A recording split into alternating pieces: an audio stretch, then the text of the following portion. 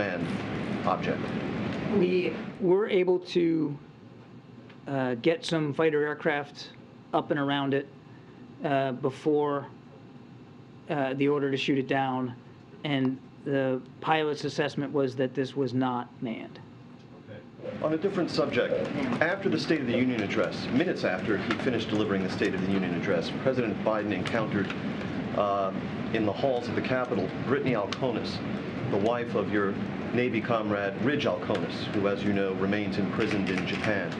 And the President told Mrs. Alconis, "We're going to get this done."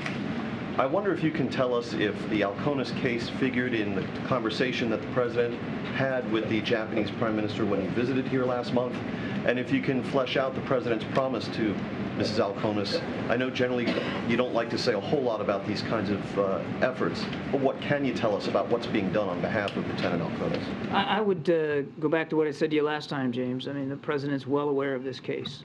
And he's well aware of what the family's going through. He's also well aware of concerns by the Japanese government with respect to their judicial system, and he's got the team working on this. I'm not going to disclose personal conversations that the President had either with Mrs. Alconis or with Prime Minister Kishida, but he's well aware of it, he's tracking it, and so is the National Security Team. Thank you, Karine. Admiral, over here, I wanted to ask you two questions. I need to watch for her hands. One on the shoot down that you just described, and the other one on Ukraine. On the incident that happened in the past hour, I wanted to know, is there any line of communication that you can describe that has been ongoing over the course of the past 2 weeks on the diplomatic side of things? I know that the Defense Secretary says that his call to his counterpart was not returned from China. But on the diplomatic side of things, are there lines of communication between the U.S. and China right now? Well, certainly. Look, we have an embassy in Beijing. Diplomatic discussions routinely happen with Beijing. So, of course, the diplomatic channels remain open. Sadly, the military ones do not appear to be open right now. Secretary Austin made a good faith effort to reach out to his counterpart and was rebuffed, and that's unfortunate, particularly when at times like this you want to keep as open as you can the lines of communication, and the President's committed to that. And then on Ukraine, President Zelensky was in the UK earlier this week, and he received a promise from the UK government that the UK would train Ukrainian pilots on NATO standard jet fighters. Can you tell me if you think that's a good idea? Is that something that the U.S. is considering in terms of training Ukrainian pilots on NATO aircraft as well? Well, if they're going to get Western aircraft, then they're going to need to be trained on them. Does that mean that will happen? They'll get Western aircraft? That would be up to the nations that may be willing to provide aircraft. I've said it before. Probably tired of me hearing me say it, but these are all sovereign decisions. And if a NATO nation or even a non-NATO nation wants to provide capabilities like fighter aircraft to Ukraine, that's certainly their decision to make. And one would assume that if you're going to introduce a system into a military that they have no experience with, that there's going to have to be some training that goes along with that. We're doing it right now. Fort Sill, Oklahoma, we've got Ukrainian soldiers learning how to use a Patriot battery. And outside of Ukraine, we're helping train them on combined arms maneuver. So it's not unusual to do that if an advanced capability is provided, but that's going to be a national decision. Thank you, Admiral. Thank you, Karine. Isn't there a concern that these objects, the object and the balloon, were both discovered when they're already flying over U.S. airspace? Shouldn't they be detected before they enter the U.S.? I think we're going to continue to learn a lot about how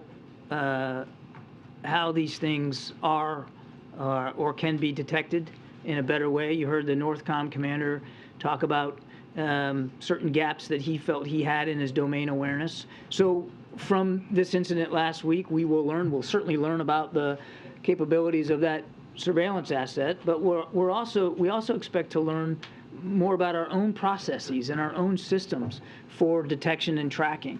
I don't want to get into exactly how this one was detected, but I can assure you that that we're going to continue to try to improve our own knowledge base with respect to these systems. Just one more quick question on the object. Can you say anything about the proximity of it and its flight path to the sensitive oil fields near Prudhoe Bay? And was there any threat at all at any point to that equipment in that region of Alaska? I'd refer you to the Pentagon for more detail about the track. Again, this just all happened within the last hour, so I don't know what the proximity was to oil fields. And your second question was? Oh, it was just about the sensitivity, you know, the oil fields, basically. Well, again, I mean, we just don't know what this object was. We don't, it'd be difficult for me to point to a threat or a specific concern such as oil fields when we don't really understand what this object was doing. I understand. And then I just have one more quick question on the Russian, completely different topic. The Russians have said they're going to cut oil output now.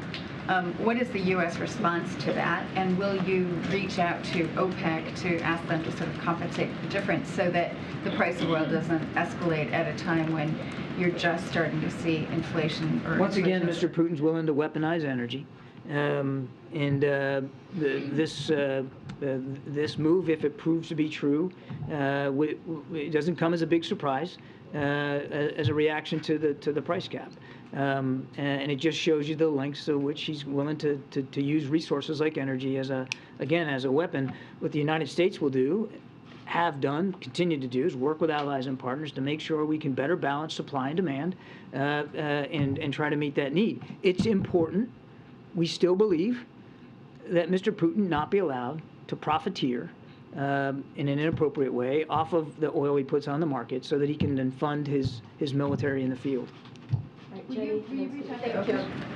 I don't have any diplomatic outreach to speak to today. We're going to continue to talk to allies and partners. Certainly OPEC falls in that category, but I don't have any specific conversations to talk about. Go ahead and thank you, Carolina. Thank you, John. I have two questions. China is claiming ownership of the balloon, and China said that they will take legal actions. Will you send the balloon back to the China? There are no plans to send the debris that we are recovering back to China. We're going to pull it up off the bottom of the ocean, and we're going to learn more about this capability. Second question, Iran is building a drone factory in Russia, and North Korea is receiving military drones from Russia. How do you view armed cooperation between North Korea, Iran, and Russia? I can't confirm those specific reports, Jenny, but I was up here not long ago talking about the burgeoning defense relationship between Iran and Russia, which is not only not good for the people of Ukraine, it's not good for the people of the Middle East, because it'll flow both ways, and Russian capabilities could very well end up in Iranian hands. And I would say the same about North Korea. We know, I got up here and showed you pictures, we know that they're providing ammunition to Russia, artillery ammunition specifically. And again, that's not only not good for the people of Ukraine, it's not good for the Korean Peninsula and the region there, that Russia and North Korea could be, again, developing a deeper defense relationship. Thanks, John. Just a few more on the object. You said it was discovered last night. Was it flying consistently at an altitude of roughly 40,000 feet that entire time? Roughly, yes. Were there any sightings that you're aware of by airmen, civilian No, aircraft sir. operators? No. No, sir. And can you, just to nail it down, can you tell us when the president gave the order to shoot it down? Gave the order to shoot it down this morning. Yep. Again, just keep following up on the same topic. The speed with which you guys, with which the president apparently decided to shoot it down, having just discovered the first intelligence of it last night, and by the morning he's saying shoot it down. We're listening there to the National Security Council coordinator John Kirby announce from the White House podium that this morning President Biden ordered a high-altitude aircraft, that's their language, over northern Alaska, shot down. They don't know where it's from. They say it was flying at 40,000 feet and posed a threat to civilian aircraft. Right, and we know that this was at at a height, according to Kirby, that did pose, he said, potentially a threat to civilian aircraft. At about 40,000 feet high, this object was. Kirby said that they do expect to recover the debris. It is within U.S. territorial waters. Interestingly, he said that it is much smaller than that spy balloon that was taken down earlier last weekend. This object, he said, is about the size of a small car. At this point, was not aware of any outreach yet to the Chinese government regarding this object. Obviously, this is a huge development. Let's go back to the White House briefing and get more from John Kirby. There were fighter aircraft who were able to determine that it likely was not manned. Were those fighter aircraft able to determine anything else about it from up close that they wouldn't be able to find out otherwise? They worked really hard to try to get as much information as they could about this object. Given its size, which was much smaller, and the capabilities on the fighter aircraft themselves, the speed at which they were flying, it was difficult for the pilots to glean a whole lot of information. Not like we were able to glean off the balloon, not the other balloon, the balloon. Thank you, Michael. Because we also had several days to track that. So there was a limit to how much they could divine. Also, it was detected at night, and so the first engagement by fighter aircraft late last night was again difficult for them. It was a small object, and these are fighter aircraft flying at pretty high speed, and the ability to glean a lot of information was limited, which is why they did another flight earlier this morning to see if we could get more. I mean, they did the best they could, but again, the speed and the conditions up there, as well as the size of the object, made it a little bit more difficult. Just to confirm, there was a flight last night to do some surveillance. Yes. Yeah, that's right. There was at least two that I know of. Again, the Pentagon will probably have more detail, but at least two. There was last night, a couple of fighter aircraft surveilled it, tried to glean as much information as we could about what it was, so we had a sense. And then another such flight today, and of course that flight ended up, in a shoot down. Sorry, just one more question. Running out of time. From the White House podium, do you have a message for whoever is responsible for this aircraft, or anyone who may have similar aircraft, about what the White House response should be? I'd rather than sending some sort of message in that way, I would just tell you that we're going to remain vigilant about our airspace. We're going to remain vigilant about the skies over the United States. And as I said earlier, the president takes his obligations to protect our national security interests and and the safety and security of the American people as paramount. And he's always going to decide and act in a way that is commensurate with that duty. That's the real takeaway here. Okay, way in the back. Did the U.S. ask Brazil to block Iranian warships from docking in Rio, and if so, why? We did not ask the Brazilians to block that. Those ships are sanctioned ships specifically, and we don't want to see them dock anywhere in this hemisphere. And we've been very clear about that. But there was no specific ask made of Brazil. That's a sovereign decision that President Lula has to make. I wanted to follow up on a question I asked you in September. In light of the Chinese spy balloon incident, does this administration consider Chinese land purchases near U.S. military bases a national security threat? We are always concerned about potential foreign collection near or around our military sites. And you're right, last week is a good example of that. We take that seriously, whether that's terrestrial related or whether it's from the air. And I think I'll just leave it at that. Would you be working perhaps with Congress to put in place legislation to prevent that kind of ownership? We are always willing to work with Congress to address our national security interests and threats as best we can. Thanks, Corinne. Thanks, Admiral. Thank you, Corinne. Admiral, just real quick, is there a timeline for recovery of this object?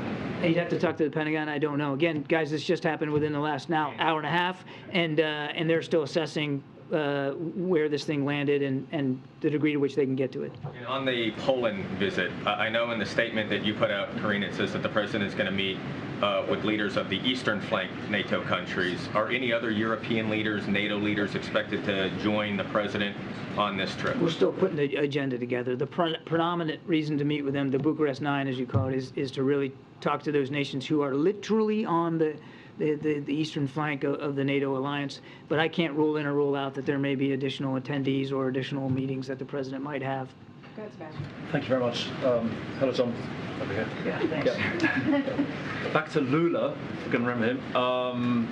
Is there going to be any commitment to the Amazon Fund by the United States during this visit? I think let's have the visit occur here shortly, and we'll provide you a readout. I don't have anything specific on that. Okay, thank you.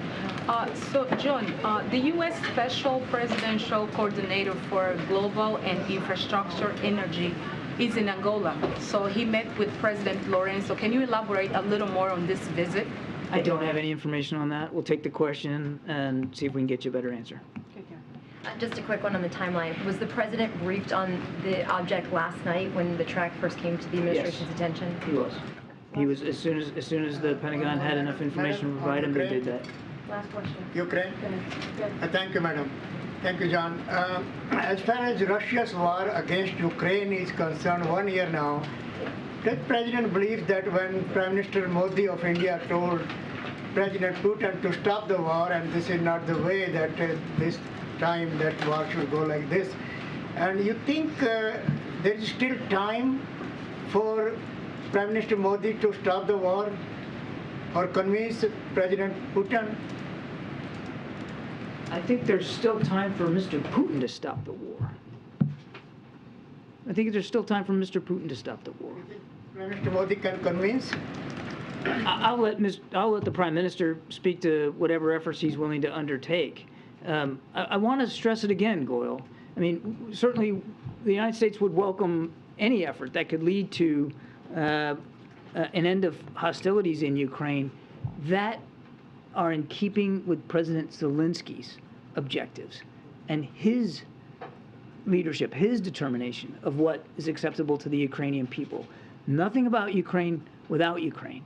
So President Biden has said this, gosh, dozens of times. We think this war could end today, should end today.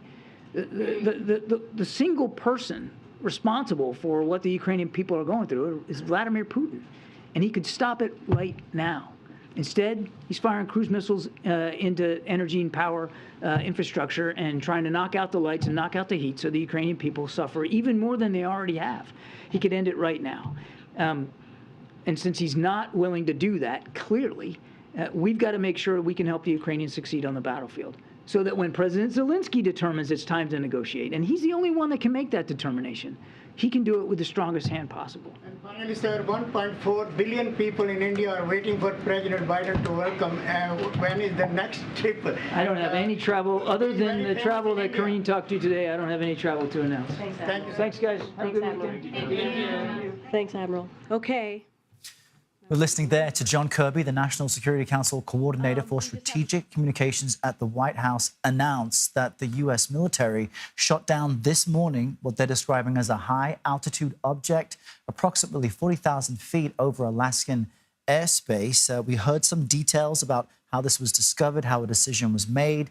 Kirby said it was out of an abundance of caution that President Biden this morning ordered that that object, which they don't know where it's from, be taken down. Kirby also said that they do expect to recover, the debris as that came down within U.S. territorial waters. He said this object was much smaller than that Chinese spy balloon taken down last weekend, said it was roughly about the size of a small car. Now, there you see on your screen, we are also waiting for a Pentagon briefing for more on this story. We're, of course, going to bring that to you live just as soon as it happens. But as you point out, Errol, many open questions now about the provenance of this latest object. We don't know who owns it. One thing we do know is that Kirby said the object, quote, did not appear to have the ability to independently maneuver. He also mentioned that there was not a payload that he was aware of. So in that respect, those would seem to be two huge technical differences between what we know of this Chinese spy balloon and what this object, which, as Kirby pointed out repeatedly, just was shot down here in the last hour and a half or so now. The discovery made last night, as you mentioned, and they basically went to check it out, gave that information and the recommendation to the president, who then acted on it this morning. Also interesting to pay attention to what Kirby wouldn't say, what he wouldn't confirm, and the information he would not provide. That's So right. they're avoiding calling this a spy balloon. They just don't know. It apparently was shot down over frozen waters. So what's happening as we speak to you all, the U.S. is heading out there to recover whatever was shot down. That's right. And we should mention as well, the context of this comes just a day after a heated Senate hearing in which you had senators on both sides of the aisle, Republicans as well as Democrats, with some very pointed and heated questions for Defense Department officials about why the Chinese spy balloon was not taken down sooner. Specifically, it was interesting to note, Republican Senator Lisa Murkowski was quite vocal during that hearing yesterday and made very clear she did not find that situation acceptable. I want to turn to some of her comments because one of the things she said that was really sort of now in hindsight interesting to look at the timing of, as they just discovered this other object last night. She talked about her anger, but she said the fact of the matter is Alaska is the first line of defense for America. Let's take you now to the Pentagon for their briefing. While we were delayed a little bit, I have a few things to talk about up top, and then we'll get right to your questions.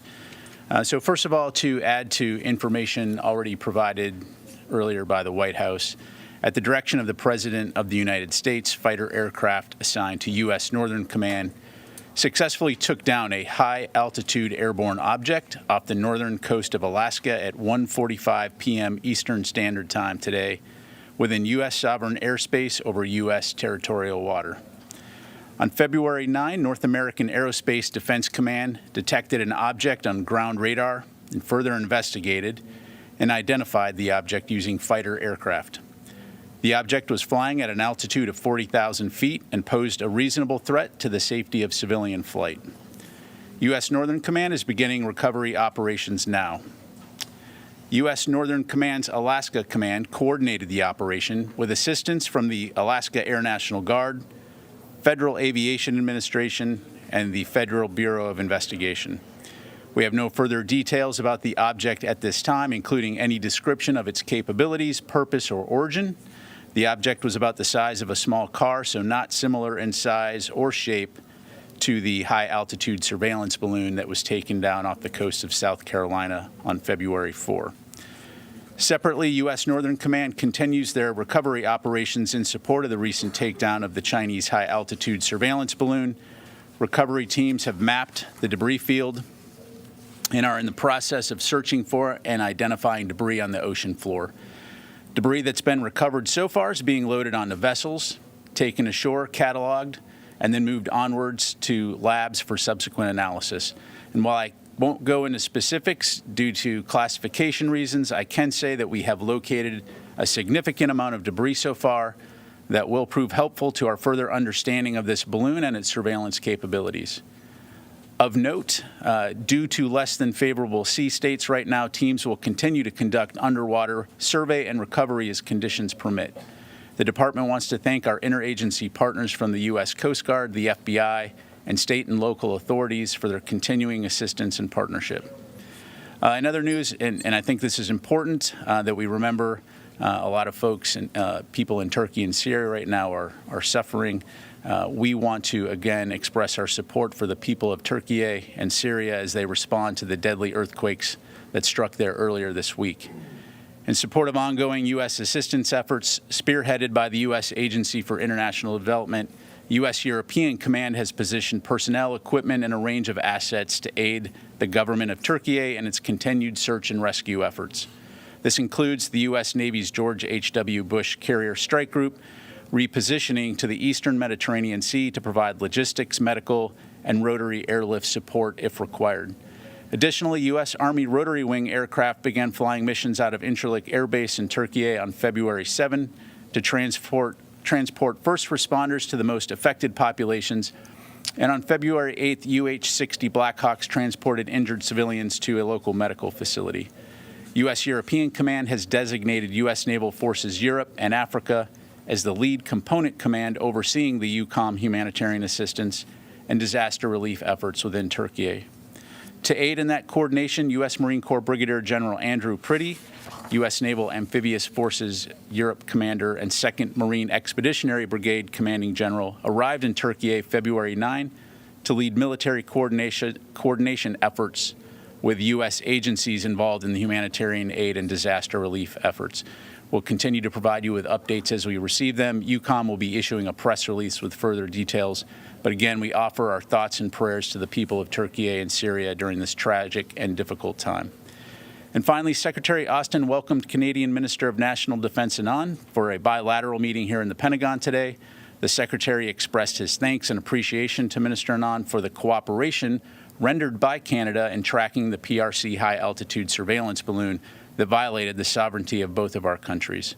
During the meeting, both leaders reaffirmed the close defense relationship between the United States and Canada, and a readout will be available later today on defense.gov. And with that, I will take your questions. We'll start with Associated Press, Tara Kopp. Hi, thank you for doing this. A couple of questions on this latest shoot down.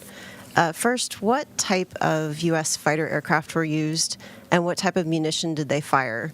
And do you already have Navy assets or Coast Guard assets involved in a recovery process? And then I have a few more. Thanks, Tara. So the aircraft that took down the object was an F-22 flying out of Joint Base Elmendorf in Alaska. It employed an AIM-9X to take down the object. In terms of assets that are currently involved, in terms of recovery, we have HC-130, HH-60, and CH-47 aircraft participating in that recovery effort. Okay. You mentioned there was a reasonable threat. Was there also a threat to potentially this object detecting some of our more sensitive radar capabilities that are based in Alaska? And then what hasn't been said is where this object has come from. Is there any indication that this was also a Chinese surveillance balloon object, whatever it is? Yeah, so at this point, we don't know the origin of the object. Again, we will know more once we're able to potentially recover some of those materials. But the primary concern, again, was the potential hazard to civil flight. And so, again, we'll know more later. Thank you. No perceived threat to any of the radar installations that we have based in Alaska? Again, right now, we'll know more once we assess it. We'll just leave it at that. Thank you. Liz. What made this? Thank you. Thanks for taking my question. What made this threatening enough to shoot down? What is different about this object than the last object that was over Alaska? Because it was chosen not to shoot the last one down over Alaska. Yeah, so the important thing to understand here is anytime we detect anything, we're going to, first of all, observe it and then make a decision and take appropriate action. So you have to look at each individual case on its own merits. In this particular case, given the fact that it was operating at an altitude that posed a reasonable threat to civilian air traffic, the determination was made and the president gave the order to take it down. Was there a specific threat, a specific civilian air traffic incident that could have happened? Again, as you well know, civilian aircraft operate, at a variety of ranges up to 40 to 45,000 feet. So again, there was a reasonable concern that this could present a threat to or a potential hazard to civilian air traffic. So let me. Just one more question. Yep. Has Secretary Austin reached out to his Chinese counterpart or any other counterparts at all since this has been tracked? Since this particular object, no. Let me go here, and then I'll come over to Orrin.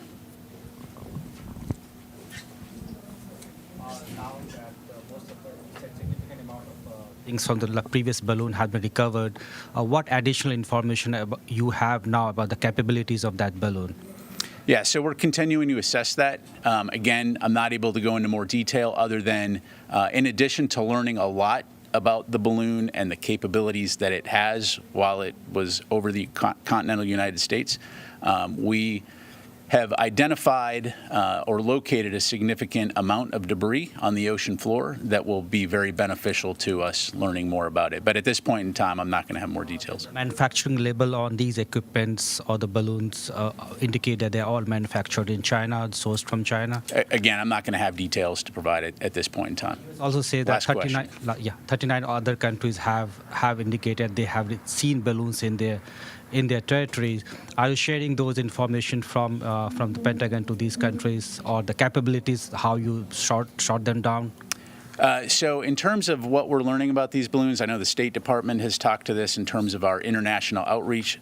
Certainly, the Department of Defense plays a role in those relationships, and so we will continue to work with our allies and partners to share information along with our State Department colleagues. Let me go to Oren. Two questions. First, did this object show any signs of maneuverability or propulsion?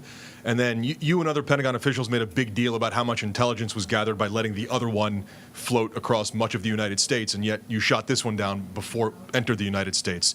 Is that the Pentagon bowing to political pressure? Was there nothing to gain from this one? Yeah, so again, we're going to judge each of these on its merits. No indication at this time that it was maneuverable, but again, we'll know more. And in terms of entering the United States, it did enter U.S. airspace, and we took it down. Did you gain intelligence from this one as you did from the previous one? We're going to recover what we can from this, and more to follow. And was the decision to shoot it down before it entered too far into the U.S. airspace, the Pentagon bowing to political pressure from the Hill?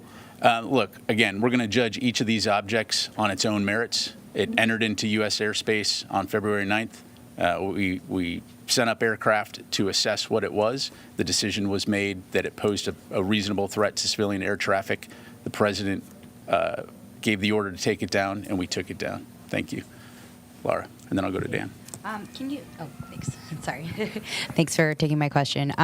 So a couple questions. First of all, has anything like this happened before with an object this size, this shape, in this particular height for the 40,000 foot range? Has it happened before? And then second of all, can you say more about why you knew that last balloon or object was from China, whereas this one you don't know? So in terms of this particular object, again, as I highlighted, we don't know where it's from. It posed a reasonable threat to civilian air traffic, and so the determination was made to take it down. In terms of the other balloon, as I mentioned in our previous briefing, we have learned a lot about the Chinese surveillance high-altitude balloon program. We've gathered a lot of information over the last couple of years, and so we were able to, based on that information, detect at a very early stage. As it approached U.S. airspace, we had a good understanding of what it was. As I mentioned, we were able to monitor that closely, track it while it went over the continental United States, learn a lot about it, and take it down at the appropriate time. So would you urge us to put this in a different bucket than that, or should we? Yeah, I think I was pretty clear. This was traveling at about 40,000 feet, which posed a reasonable threat to civilian air traffic, and the decision was made to take it down. So, Dan. When the pilots approached it, and they determined, I understand, that it was not manned. How did they determine that? And at that point, wouldn't it be possible to at least describe what they were looking at? Did it resemble a balloon or an airplane or what? Again, we'll know more and have more information once we've recovered this. I will give credit to our pilots that they're very capable in terms of looking at an object, assessing whether or not this had the potential to be manned. At that altitude, something that small, very, very unlikely that it was manned. And so, again, no indication that it was manned. Presented a potential reasonable threat to civilian air traffic, and we took it down. What speed was it traveling at, by the way? I don't have that information. All right, we've been listening to Pentagon Press Secretary, Air Force Brigadier General Patrick Ryder hold a briefing about a high-altitude object shot down earlier today. Now, it was taken down over Alaskan airspace at approximately 1:45 p.m. Eastern. He said a significant amount of debris had already been recovered and taken onto vessels to be analyzed. The press secretary said this was roughly the size of a small car, matching what we just heard from the White House today. The origin of this object remains unknown. They are not saying it is from China just yet because they need to collect the debris. But they say the decision to shoot this down, which was made by President Biden, was done so because it posed a reasonable threat to civilian aircraft in the region. We're going to continue to listen into this press briefing and bring you any other updates as they come to us. Right now, let's go to senior White House correspondent Weijia Jiang, joining us now from the White House. So Weijia, walk us through what we learned about President Biden's involvement in the discovery of this object. So we know that it was first spotted, or the military first detected it last night, and the president was briefed immediately. It was then that there were, planes that were able to go up immediately and try to get an understanding of what this was. Then that happened again this morning, and John Kirby, a spokesperson here at the White House who used to speak on behalf of the Pentagon, so he's very familiar with these sorts of things, told us that it was this morning that the president, at the recommendation of Pentagon officials, ordered the object be shot down. But there's so much that we do not know, guys. And, I think the White House is being really careful not to draw comparisons between this object and the Chinese spy balloon. First, in its size, we just heard it. It's about the size of a small car. We knew that the Chinese spy balloon was about the length of 1,500 by 1,500 football fields. We knew that it was from China. In this case, the White House says they don't know not only the origin, Errol, but also whether it is state-owned, whether it's privately owned. They have no idea who is responsible for this object. They don't even know what it is. Kirby was really careful not to call it a balloon in the briefing. They just don't have enough information about what it is. So there's still a lot of questions about, what it was doing there. But the bottom line that the White House wants to take away today is that the president ordered this be shot down because they believe there was a reasonable threat to civilian aircraft, and they were not willing to wait to learn more about this object in the air before shooting it down. And Weijia, the phrase that jumps out to me right now is, boy, what difference a week makes, right? So at this moment, you've got this announcement from the White House and the Pentagon, effectively back-to-back, hours after an object was shot down. Rewind to a week ago where this much larger balloon, spy balloon from China, was floating from Alaska over the mountain states before it was there was a debate, apparently, about if and when to shoot it down. And in the past few days, as Elaine was mentioning earlier, you had Senator Lisa Murkowski of Alaska, you had Senator John Tester of Montana voicing their displeasure with either not being looped in on these decisions for the previous, for the spy balloon, and saying there is a real national security issue. So while they didn't seem to answer questions about, well, are you now buckling to political pressure, there is a different political climate in Washington as we absorb this news. You're right. The administration received a mountain of criticism for, A, allowing that Chinese balloon to enter U.S. airspace in the first place, and B, for waiting a week before shooting it down and allowing it to go over at least 5 military sites. And so perhaps, we do not know, but perhaps that pressure, played a role in how quickly the president decided and Pentagon officials decided to shoot this object down. But we do want to be really careful because, again, we just do not know what it was doing. They know now that that balloon was, in fact, trying to surveil sensitive information from these military sites and trying to, spy on communication and commands. So in this case, we don't know exactly what happened. And you could sense that the White House, really in its very early stages of this doesn't have those answers yet because it happened in the past hour or two, I should say. So it's, the pieces are still being recovered, and it's going to take quite some time, not only to gather all those pieces, but then to study them and understand. But one thing that is really interesting, Errol, is that the administration will not commit to saying that this is now the policy, that if there is, a suspicious object flying in the air at this altitude, which is 40,000 feet or 60,000 feet, that they're just going to shoot it down. Would not say that, but rather, the spokespeople say that they'll take it case by case, that it's really sensitive. But in this particular case, the president thought there was enough of a threat to make the order to bring it down. All right, Weijia Jiang on the North Lawn of the White House for us. Weijia, thank you so much. You're welcome. All right, we want to take you back now to the Pentagon, where that briefing is still taking place. Let's listen in. Let me get a couple other folks here. Mike, and then over. Pat. The only reason the American people know about the first balloon is because a couple of guys in Montana spotted it and it leaked out. My question is, if it had remained secret and had not become a spectacle and arguably an embarrassment to the White House, would you have shot it down or allowed it to continue on its way? So you're asking me to speculate? So Mike, I'll kind of just push back a little bit at the assertion there. So first of all, again, what made this balloon different was the length and duration that it was over the continental United States.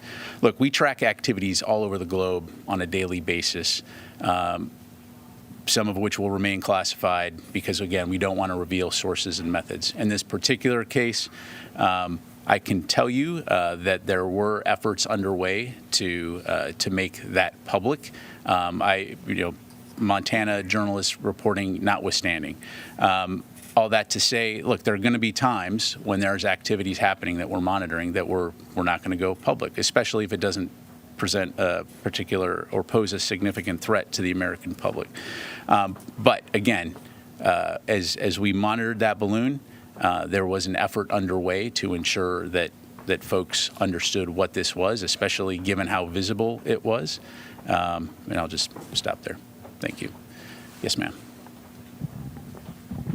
Thank you, General. First, a really quick follow-up on Tony's question. At this point, is the Pentagon reassessing the need for counter balloon or counter object capabilities at that altitude at this time? So what I would tell you is not, in the Air Force, sometimes we talk about don't get platform specific, right? So what we're talking about is monitoring the domain and having domain awareness. And again, as I highlighted, seems like a couple days ago, probably last week, we're continuing to learn more about this program, which enables us to identify and track objects, and thus ensure that we're continuing to protect our skies and our airspace. Thank you. And then, real quick, first, do you and Admiral Kirby know the shape of this new object? And if so, what is sort of the reason for why you can't share its shape before it was shot down? And then separately, how is the recovery efforts of this new object downed over ice different from the one downed over the coast and water? And are you guys using unmanned systems for this new object as well? Yeah, thank you. So in terms of the shape, I don't know. I have not seen any imagery of it. I'm just telling you the verbal characteristics as it was described to me. In terms of the difference in the recovery effort, I mean, again, so this literally was, an hour and a half, 2 hours ago. So that's underway right now. So more to follow on that front. Right now, I think they're moving to the site. We'll have more to follow in the days ahead. Let me go to a few other folks here. Sorry. Some new folks back here, and then we'll go over here to Mike. You mentioned that the object was spotted yesterday. Is that the first that we saw it, or did we see it coming in a couple days before? No, it was spotted yesterday. And for follow up, did what we learned about the first balloon last week, did that help us detect this object? I would say that again, when we detect objects. Well, let me just back up. So what you're asking is, did what we learned from the PRC balloon help us track this? Kind of a little bit of apples and oranges, right? In terms of NORAD Northcom maintains the ability to track objects. So again, they track this as it approached and entered into U.S. airspace. Again, we're still assessing what this object was. So I don't know that we learned anything new as a result of that, other than, again, I think we're all, to include the media and the public, very attuned to balloons at the moment. So thank you. Yes, sir.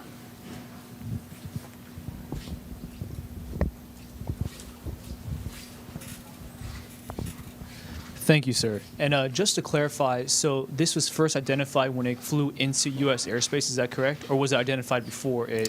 It was detected yesterday, and then again, NORAD sent up aircraft to observe it, see what it was, and then the decision was made to take it down. And do you have any information whether this object flew over any other sovereign nations or countries? I do not. Do not. Okay. I have time for a few more. Let me go to Joe. Question about the recovery effort. I think you'd mentioned at the outset that it was going to involve rotary wing aircraft. That's because it landed on ice as opposed to water. That's why there isn't watercraft being used. Is it? Yeah, Joe, we'll get you more information on that front. Again, this happened just a short while ago, and so according to Northcom, these are the assets that were being used to go out and do the initial recovery. But we'll have more information in terms of the various roles and responsibilities of those. Just get down in the weeds for a second. Any idea what units are involved in the recovery effort or in the F-22 that shot it down? We can get you that information. Thanks. Phil? Hey there, just a couple clarification questions. First off, when you first identified it, was it traveling at the same altitude, around 40,000 feet? Did you, at that point, know its velocity? And secondly, doesn't Northcom have the authority on its own to shoot down unidentified objects entering U.S. airspace if they pose a threat to civilian air traffic? And if so, then why was the president's authorization required in this case? Yeah, thanks. So my understanding is it was at 40,000 feet when it was detected and ultimately taken down. The NORAD Northcom commander does not have the authority necessarily to take down an object if it's not posing a potential hostile intent or actions. However, given the fact that this aircraft was, this object was operating at an altitude that posed a reasonable threat to civilian air traffic, after consultation with the secretary and the president, and of course the president, on our advice, gave the order to take it down, and we took it down. Trying to clarify, is his authorization required in a situation like this?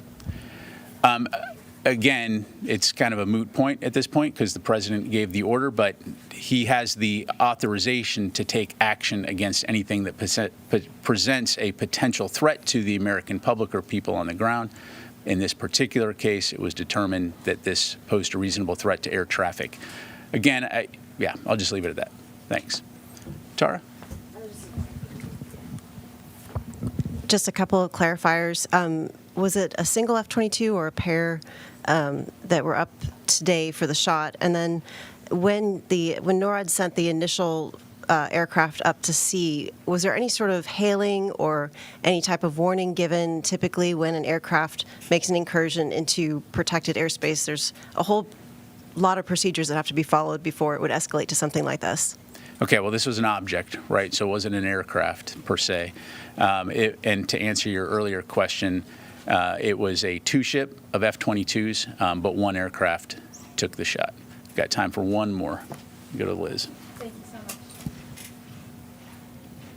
much. Really quick, when it was started to be tracked last night, were you able to tell what direction it was coming from?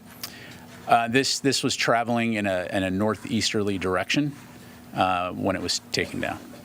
And then one more, the aircrafts that were observing it, what type of aircrafts were those? I'll have to come back to you on it. I think I know, but I don't want to make it up from the podium, so we'll come back to you on that one. Okay, thank you very much, everybody. I appreciate it. All right, we've been listening to Pentagon Press Secretary, Air Force Brigadier General Patrick Ryder hold a briefing about a high-altitude object shot down earlier today. It was flying at an altitude of 40,000 feet and taken down in northern Alaska near the Canadian border. Joining us now to talk more about this is Michael Swain. He is the director of the East Asia program at the Quincy Institute. He's also a fellow at the Carnegie Endowment for International Peace. Welcome, Michael. So based on what we know right now, and there are still many questions that have yet to be answered, what are your thoughts based on your own experience? Because we have to underscore that at this point, U.S. has not said where they believe this object, this second object, has come from. But what is your sense, based on what we've heard so far, about this particular object? Hi, thanks. Just a very quick correction. I'm no longer at the Carnegie Endowment for International Peace. Oh, and apologies. It's okay. I'm a senior research fellow at the Quincy Institute, so fine, in the East Asia program. What's my sense of this? Well, my impression is we don't know a whole lot here. We certainly don't know if this is a Chinese object. We don't know if it has been, if it's a surveillance object, what kind of object it is at all. It's apparently an unmanned object. It's of some size, I guess not a balloon. It's not an aircraft, apparently. So you're left with maybe a drone, a fairly sizable drone that was shot down over U.S. territory. Because of what's happened with the balloon, this has obviously made this into a much, much, much higher visibility topic than I think it might deserve. I understand why it's being covered so intensively by the media, but we just don't know enough to make certain conclusions at this point. I wouldn't conclude that it's necessarily sent by the Chinese. I wouldn't conclude necessarily that it's been deliberately sent by the senior leadership of China. In fact, I don't think that the balloon that went over the United States recently was probably not, I think that was probably not sent by Xi Jinping. I think it was probably part of a much larger program that has been underway for some time by China. And this object could be part of that, but we simply don't know. I think it's important for the United States to show that it has domain awareness in this case, that it does know when there are unidentified objects flying over the United States. But I think it really shows the need to establish some kind of ground rules, some kind of understanding with other countries about this issue, that specifically probably with the Chinese themselves, since they do have a large surveillance program. And by the way, in the past and currently, the United States also has air surveillance programs. Some people talk as if this is a unique event, that this happened over the United States and the United States would not have done such a thing. The United States has been putting aircraft and drones over other people's territorial airspace for years in various ways. So we have to, I think, get a grip on this issue. We have to really seriously look at what is the threat, and we have to engage with the Chinese on this to make sure this thing doesn't keep happening over and over, and also make sure that it doesn't serve as a way of just hyping the relationship and making it that much more difficult to manage with the Chinese. And Michael, you're giving us some great context here. There is so much we don't know about this most recent object that has been shot down. But as you identify, it is coming in the wake of the Chinese spy balloon, where there was public debate and delay before it was shot down. It is part of a larger international Chinese spy program, and it has led to this, which is at the very least an effort by the White House and the administration to, as you say, demonstrate domain awareness and show that it can act decisively. So what has changed in your view, considering that, as you say, both countries spy on each other, and there may be a U.S. program we all don't know about as far as spying on China, but what has changed in the relationship now between these two nations, considering that this type of thing is happening more frequently? Well, what's changed is that we have a much deeper level of distrust on both sides of this relationship, and a tendency for individuals on both sides to make use of incidents like this that occur to increase public concern, increase, I would say in some cases, public fear, to raise up higher concerns about China, and for the Chinese to do the same about us. And it feeds what we're in right now between our two countries, which is a kind of vicious cycle. We both tend to assume the worst about the other, and then we both tend to react on that basis, which in turn causes the other side to do even more. And we have to get out of this vicious cycle. And the only way to do this is to start having meaningful conversations between each other, which is what Secretary of State Blinken, I think, was intending to do in going over to Beijing. He has to get back over to Beijing, and he has to engage with the Chinese on this. And the Chinese have to be more forthright themselves. I don't believe that it was simply a weather balloon that came over the U.S. It probably was part of a surveillance program. But exactly how that happened, who directed it, what are you going to do in the future to try and control this and make it so that it doesn't keep on pushing the relationship in ever more distrustful directions? That has to be addressed. We really have to get serious about this. But if I take what you've just said, higher distrust, less communication as far as the head of the U.S. military trying to communicate with his counterpart in China, that all, to me, sums up to a more dangerous dynamic between the two nations. Oh, sure. Of course. It is a more dangerous dynamic. I mean, we have a situation here where we really need to establish a routine, regular rate of interaction with each other, do so on the basis of something less than sort of the worst case assumption about what the other side may be doing. Has to be professional, it has to be pragmatic, and it has to be regular, fairly regular. And we're not doing any of that. It's so much of this is being influenced by political dynamics within both countries and by certain agendas that different groups and leaders have within each country. I think we really need to recognize here that the U.S. and China are on a trajectory in many ways that is going to lead to some kind of a crisis that's much more serious than this, probably over Taiwan in the future. And we need to be able to stop this trend and stop this trajectory towards greater and greater confrontation. The only way to do that is not by just pouring on more and more vitriol, more and more military defense, more and more deterrence. We've got to be able to establish the right balance between both deterring and reassuring each other about our intentions so that we don't make these kind of worst case assumptions that could lead to crisis or worse.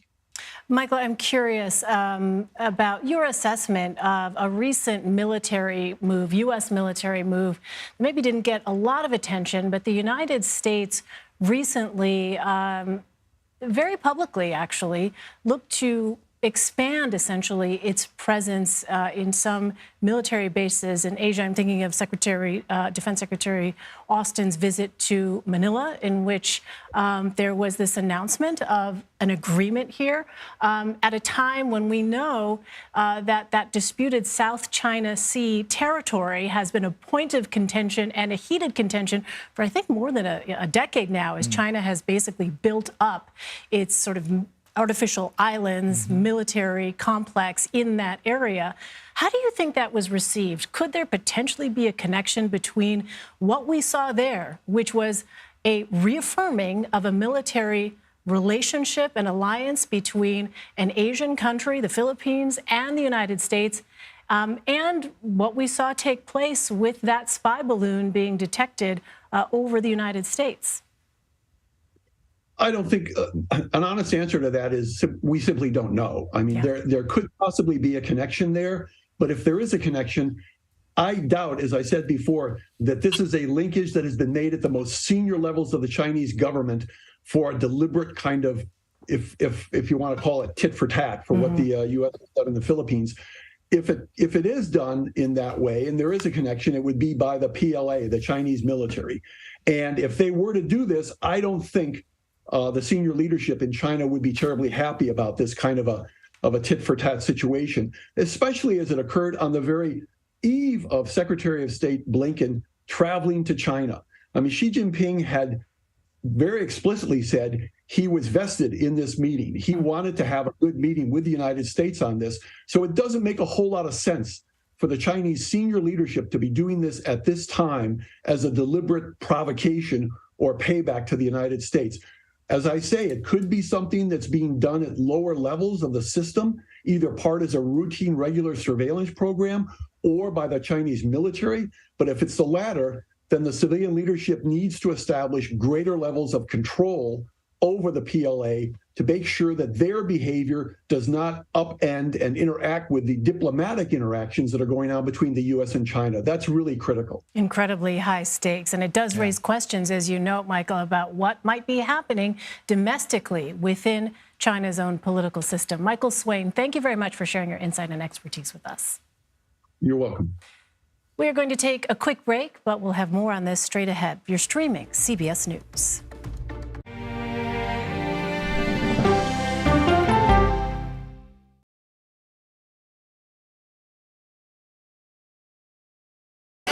Hey there, welcome to The Uplift. I thought she was a groom, and I stepped back and I went, oh, you're the queen. She's going to be with me every instant that I'm alive. I just wanted to see if you'd go to Disneyland with me today. I look over at him and he's smiling. I'm going to remember that the rest of my life. They told us when he was going to be born, he was only going to live for 30 minutes. It's really a miracle that he's with us today. The Uplift. Stream now on the free CBS News app. You ready? A generation of kids opens up on CBS Reports. I just want to be like a regular kid. Their world, their struggles, their voices. What if I was white? A lot of people like to call names and make you feel ashamed for being proud of who you are. Now streaming racism. I feel like it's just a war zone between all different races. Will this generation continue the problem? The kids pushed them away and didn't want them to be there because of their race. Or be the solution? We just need to keep raising our voices. We're all human and we don't deserve that type of treatment just because of how we look. Are the kids all right? Racism. Now streaming on the free CBS News app.